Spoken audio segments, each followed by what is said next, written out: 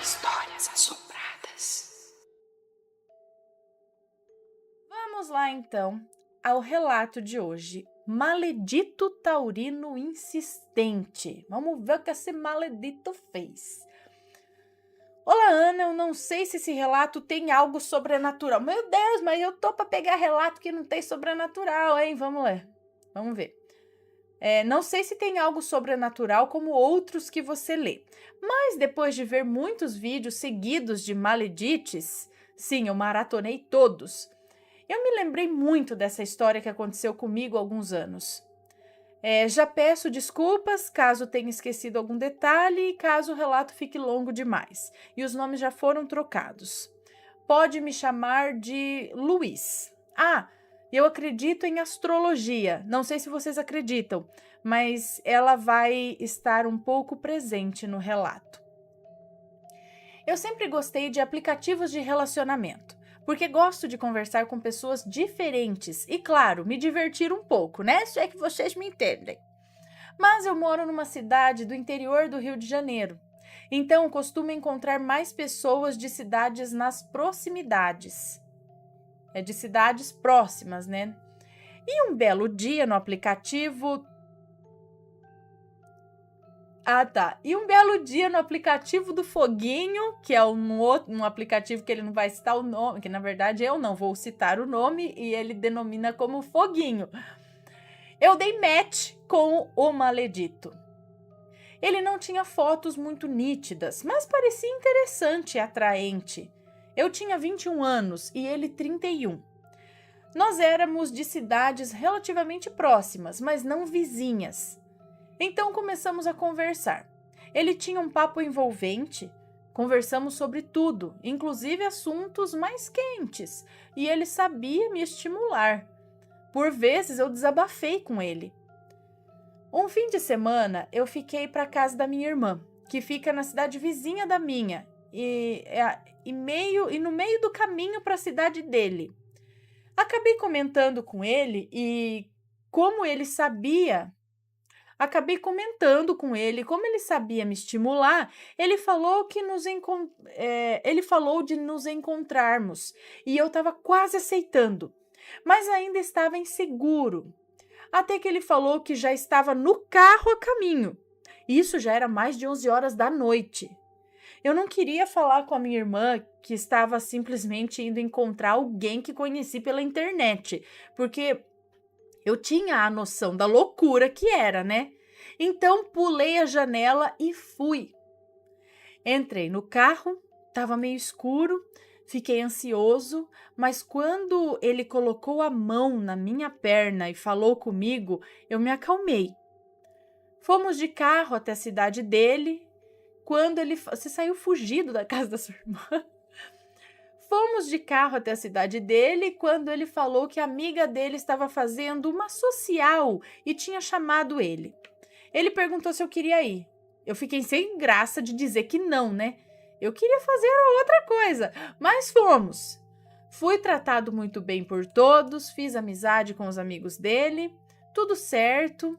Não falei antes, mas pessoalmente eu vi que ele não era bonito. Mas eu já estava lá, não tinha como voltar atrás, né? Quando deu umas 4 horas, eu falei com ele que já estava tarde. Nos despedimos e fomos para o carro. Mas ele me levou para a casa dele, mesmo eu querendo ir para a casa da minha irmã, né? Acho que é isso. Eu estava um pouco bêbado e juntando o álcool com a lábia dele, entramos. E fizemos ali de tudo que você pode imaginar. Ele podia não ser bonito, mas era muito bom de cama. Quando cheguei na casa da minha irmã, já era quase 6 da manhã. Entrei pela janela e dormi. Na noite do mesmo dia, ele me perguntou se eu tinha gostado e tudo mais. Eu falei que sim. E ele simplesmente me pediu em namoro. Quase casamento, dizendo que nunca tinha sentido algo igual ao que sentiu quando estava na cama comigo. Como o típico aquariano, eu me assustei. Eu gostei dele, mas eu não queria algo sério.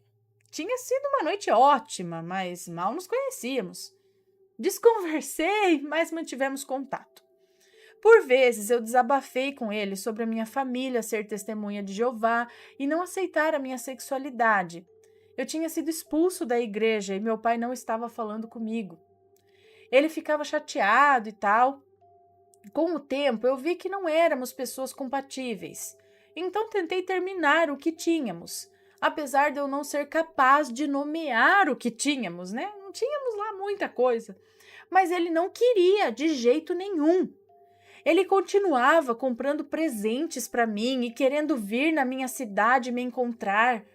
Ana, eu moro numa cidade pequena. Aqui não temos privacidade.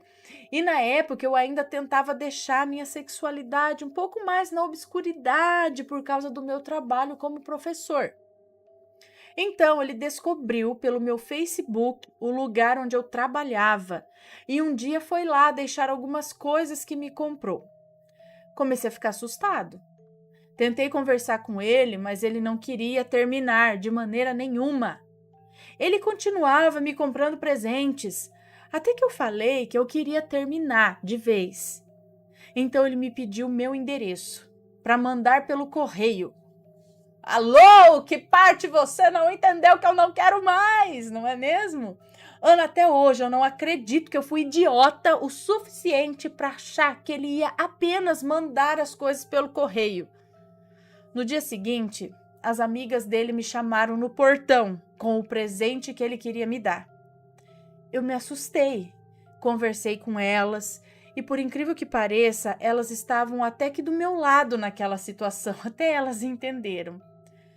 Segui tentando dar um fim naquela situação, até que um dia ele fez reserva numa pousada na minha cidade para podermos conversar.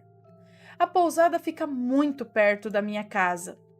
Saí do trabalho e fui encontrá-lo. Fomos para o quarto, conversamos, cada um em uma cama.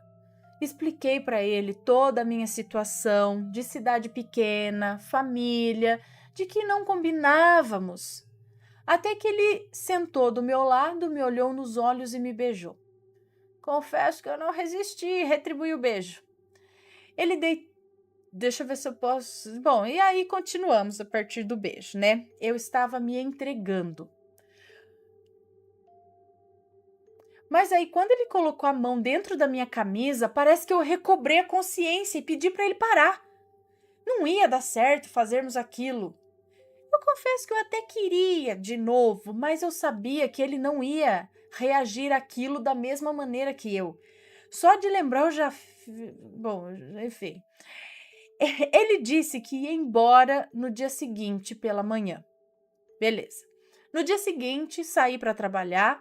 Quando cheguei no trabalho, recebi uma mensagem da amiga dele, dizendo que o maledito tinha escrito uma carta e queria entregar para minha mãe sem eu saber. Essa amiga sabia as consequências que teria na minha família. Não, peraí. Quando cheguei no trabalho, recebi uma mensagem da amiga dele, dizendo que ele escreveu uma carta que ia entregar para minha mãe sem eu saber, só que a amiga dele disse que sabia das consequências que teria na minha família. Então, na hora do almoço, eu fui correndo para casa. Minha mãe agia normalmente. Fui até a pousada e conversei com a dona da pousada. Felizmente, ela foi compreensiva e me entregou a carta. Na carta, ele falava sobre Deus amar a todos de maneira igual e que os meus pais deviam me tratar melhor, coisas do tipo, sabe? À noite, quando voltei para casa, mandei mensagem bravo com ele e o bloqueei. Foi aí que começou o meu inferno. Ele me mandava mensagens em todas as redes sociais. A cada mensagem que ele mandava, eu bloqueava. Eu bloqueava ele numa rede social. Cada mensagem que ele me mandava, eu bloqueava ele numa rede social diferente. Às vezes ele pedia desculpas, às vezes me ameaçava. Falava que ia me expor para minha família, para os meus patrões, etc. Ele mandava mensagem para minha melhor amiga. Ele chegou a mandar mensagem para o pai dela. Mandei uma última mensagem para ele falando que eu não queria mais nada e que não responderia mais a ele. E ele continuou, mas eu já não respondia mais. Quando parou de me mandar mensagens, eu achei que ele tinha superado. Uns tempos depois, usando outro aplicativo, eu conheci um cara da cidade dele. Vamos chamá-lo aqui de Ricardo. Conversei com o Ricardo, ele era muito meu tipo. Tentei evoluir o papo, mas ele parecia que não estava afim. Essa conversa foi num sábado.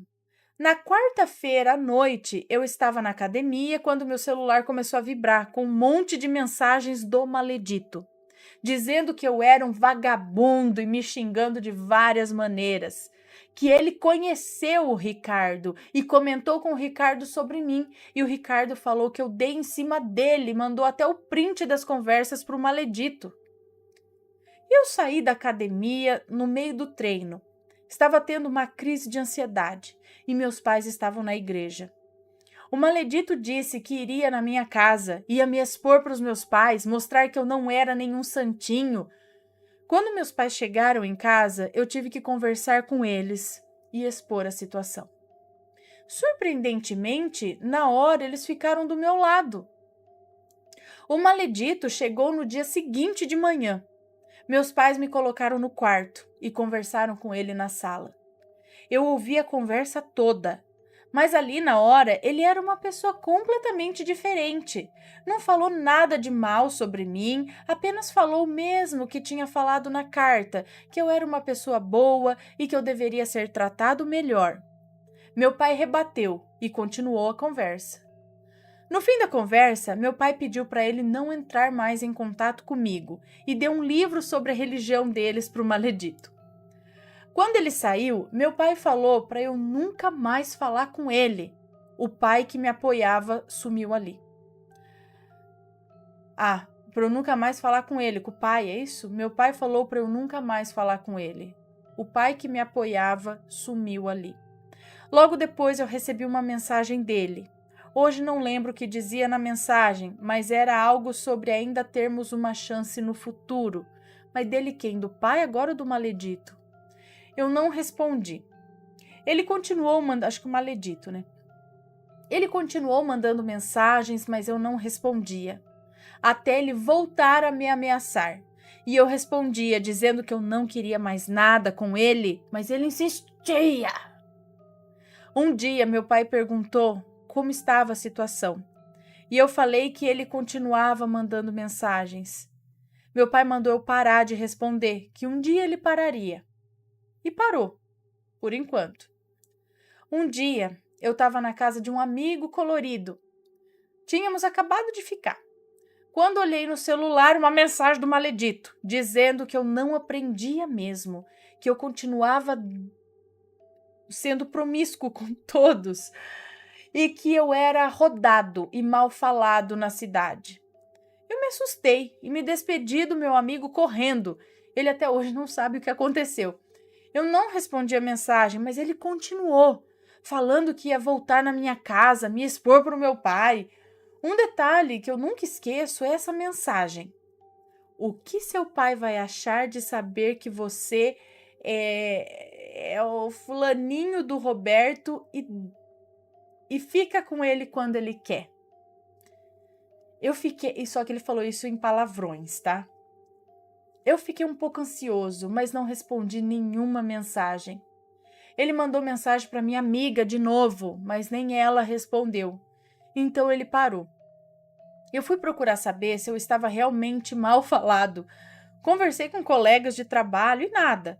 Eu moro numa cidade pequena. Se eu tivesse mal falado, primeiro lugar que eu ia saber. O primeiro lugar que eu ia saber é na escola que eu trabalhava. Mas ninguém sabia de nada. Tempos depois, eu saí com um contatinho que se chamava Roberto. E ele me perguntou se eu conhecia algum Ricardo.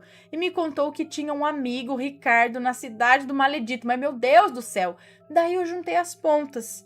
Contei toda a história para o Roberto e ele ficou horrorizado. Ele me conhecia, fazia bastante tempo, sabia como era minha família. E ele também mantinha tudo por debaixo dos panos.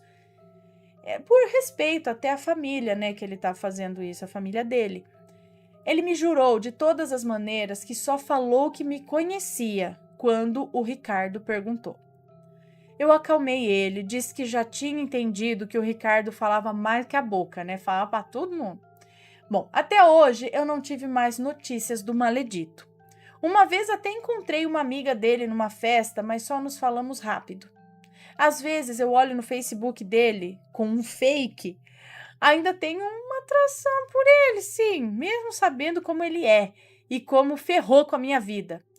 Hoje em dia eu namoro há quase 3 anos e saí de onde eu trabalhava, mas ainda tenho um pouco de medo de encontrá-lo por aí. Desculpe o tamanho do relato, mas eu quis contar tudo. Talvez não tenha nada de trabalho ou amarração, mas que pelo menos sirva para as pessoas prestarem atenção em quem elas conhecem pela internet e no que elas contam para essas pessoas.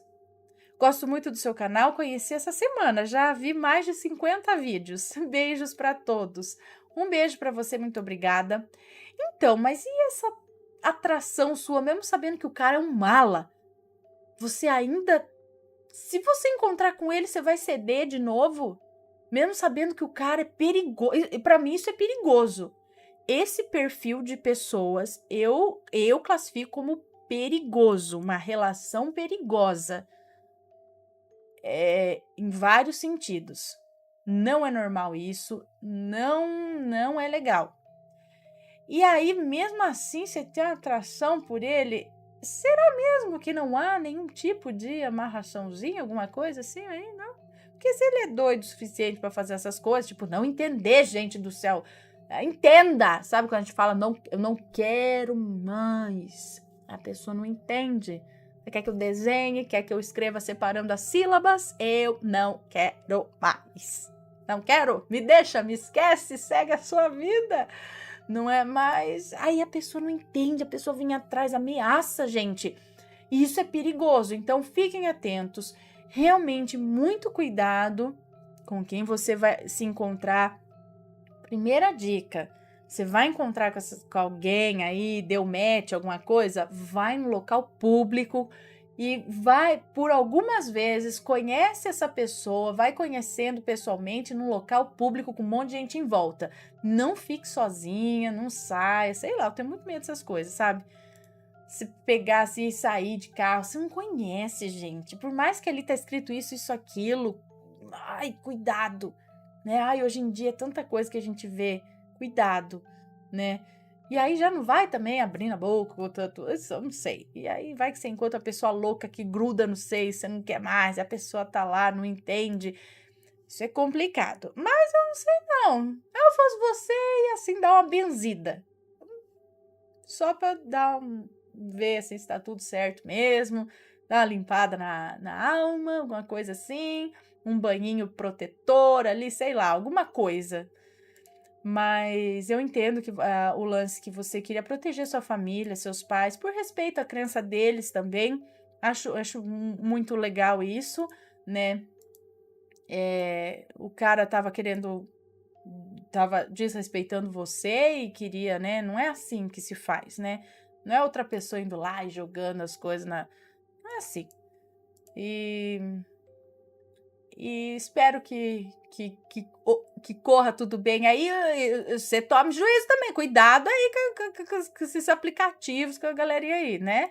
Às vezes é melhor você ir conhecendo uma pessoa ao vivo, né? Ou levar mais um tempo conhecendo para ver, para realmente... Não, você já tá numa relação, né? 3 anos. Ah, legal. Então, vai na confiança aí, pelo menos com alguém de boa. Uma pessoa boa, tá? Cuidado aí com os malucos. Bom, pessoal, esse foi o relato de hoje. Realmente não sabemos se tem algo sobrenatural ou não, mas fica a dica aí, cuidado com pessoas, né? Porque o que a gente vê aqui de maledito e maledite, acima de tudo, são pessoas... Aí elas vão mexer com magia, mas são pessoas desequilibradas emocionalmente, são pessoas desequilibradas psicologicamente, e aí que pode causar diversos tipos de problemas, né? Alguns problemas ferrados, problemas que a gente já viu aqui em relatos, que, olha, problema mesmo.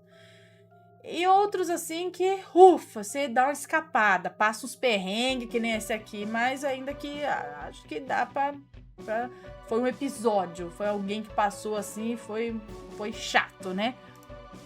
Mas